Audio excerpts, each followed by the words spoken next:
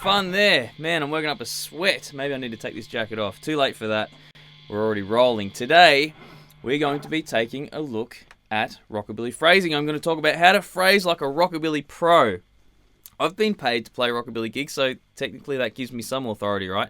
No, actually, I've been paid to play maybe 1,000 rockabilly gigs. I'm not even sure now. And if you are following this channel, hopefully you would agree that I have some idea about rockabilly. I'm certainly trying over here, and have been working on this genre for a long time. I'm a big advocate of jazz as well, and play a lot of that stuff, and it lends really well to playing rockabilly. So some of the tips I'm going to give you today on how to phrase like a rockabilly pro actually come from that side of the fence. Now, for today's video, I'm going to be focusing more on the rhythmic side. Most of my videos focus on the melodic and harmonic content, so you can check out my other videos. I'll put some links below. There's a great playlist where I stick all of my lessons. Well, it's a great playlist because there's, it's got lots of stuff in it. Whether the videos are great, that's up to you. You'll have to go check it out and let me know. But yeah, today I really want to focus on the rhythmic stuff. So let's jump in. And, we're going to talk about a few things that will help you phrase like a rockabilly pro. Now, there's no essential order to the steps, but I will say step number one kind of ties all the others together. You'll need to watch through for that to make sense, but hopefully if you stick around to check out number one, you'll understand what I'm saying when I say that it will really tie everything together. So make sure you stick around for that. Number 5, make breathing a part of your soloing. So think about horn players. They have to breathe, and this forces them to take little breaks. Now, when I soloed earlier, it was quite busy because I'm playing by myself. I don't have any kind of backing, and that does make a difference.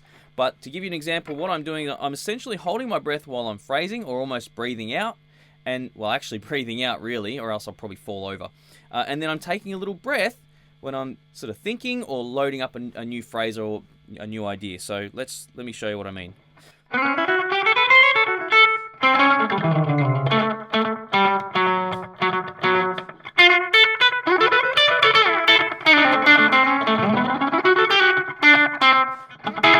So I'm trying to exaggerate that. That's hard to do deliberately, but I'm trying to exaggerate there to show you that I'm taking a little breath and then sort of resetting and taking off on a new phrase. So it will break up your phrasing a little bit if you focus on your breathing and take a little breath in like you're about to blow through a trumpet or a saxophone. Okay, number 4 kind of ties in really nicely to that last one, but every now and then, just wait. Okay, just listen to what's going on.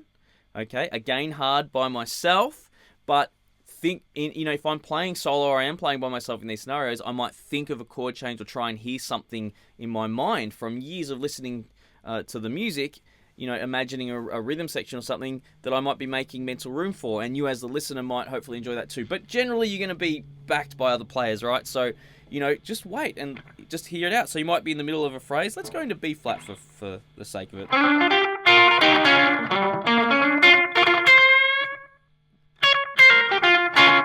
Just wait.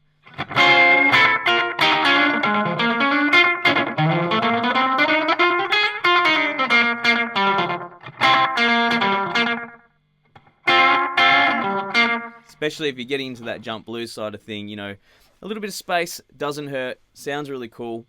You seem poised and confident too. It's not a bad thing. Actually, I'll tell you a really quick story. I was playing in a 9-piece swing band at one point, and we had a little bit of a game we were playing where we could see who waited the longest. And I think I left like 3 bars of nothing. And it was really cool. Everyone was getting scared. And I feel like the audience even begun to notice, even though they were swing dancers, probably weren't too stressed, bopping away. But yeah, cool story, and it's true. Okay, number 3, being able to play in different rhythms. Okay, this can be a whole study, but what I want to talk about, at least at a minimum, is make sure you've got control of crotchets, quavers, triplets, and depending on the tempo, semiquavers. So if the tempo is 1, 2, 3, 4. So that's quavers. What about crotchets? See, things will naturally happen when you start thinking about those different rhythms. I started with crotchets, went into quavers, and then see if you can do triplets. And then semiquavers. And if you can mix all those together, you're really going to be on fire if you can sort of...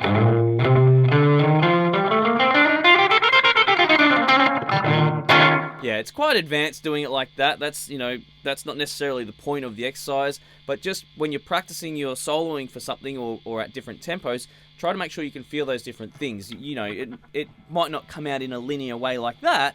You might...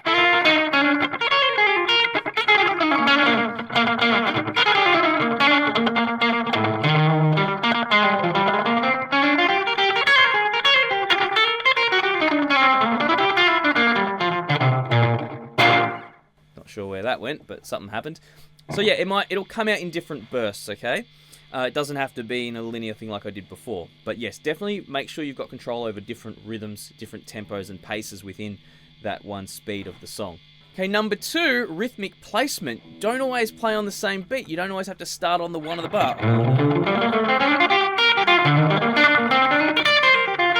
Okay, try playing on the and of the 1, so... See that? I sort of leave that little gap. I often like to hit the strings to sort of percussively put down where I am and take off after that. Let's say we start on the 2. Okay. 1, 2. Okay. Grady Martin, absolutely legendary at that. Okay. If we're going, especially by the Lonesome Train recording, he's starting in all different parts of the bars. 1. There's some really weird stuff going on there. Starting in the middle of a bar. You know, some really loose, cool stuff there, but it's really cool. What about 2 and? I do have a video on this. I just can't remember which one it was. There's so many out there, so if I remember, I'll put it in the link. But let's say we do that. 1, 2.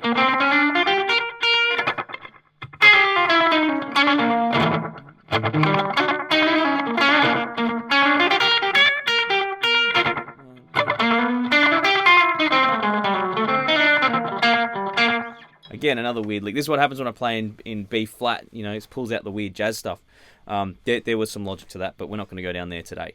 So that's a really great exercise, just playing off of different beats of the bar. You know, instead of just the 1 or even on the beat. You know, take off the beat and practice that stuff. It'll come out naturally, hopefully, in your next professional rockabilly solo. Okay, so number 1, and this is definitely the most useful. And when I was playing at the start of the video, pretty much what I was doing, and I do nearly run out of breath because my brain has way too many ideas, but I sing my ideas to myself in my head. Now, even if you don't nail everything that you're singing, it doesn't matter. You will phrase completely differently.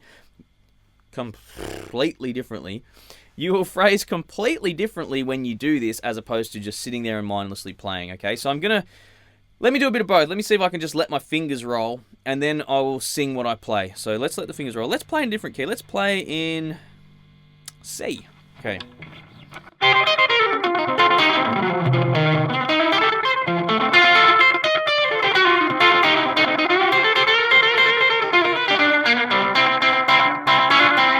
Okay. Look, it's still kind of cool because I've just, you know, practiced a billion things and it just sort of comes out. But when I say kind of cool, I don't mean I think it's cool. You might think it's cool, but you might not. What I'm trying to say is, to me though, it does feel a little hollow. So I'm going to try that again, and I'm going to try and sing my ideas. Okay.